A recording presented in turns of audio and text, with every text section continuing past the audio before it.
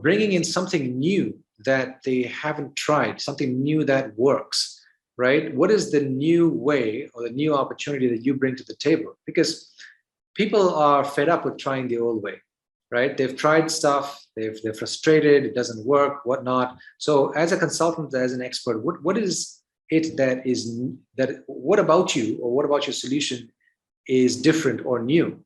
Because people are attracted to trying new things, provided it works. It shouldn't be just gimmicky and say, okay, this is all new or whatnot.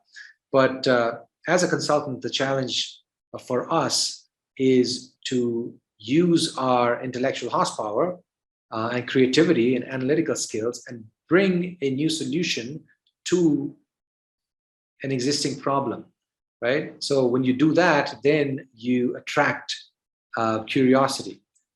You attract people that are curious, and curiosity is a huge motivator, right? If people are really fed up of their current situation and pain, and you have a new solution that works, then they will be attracted to know more and have a conversation with you.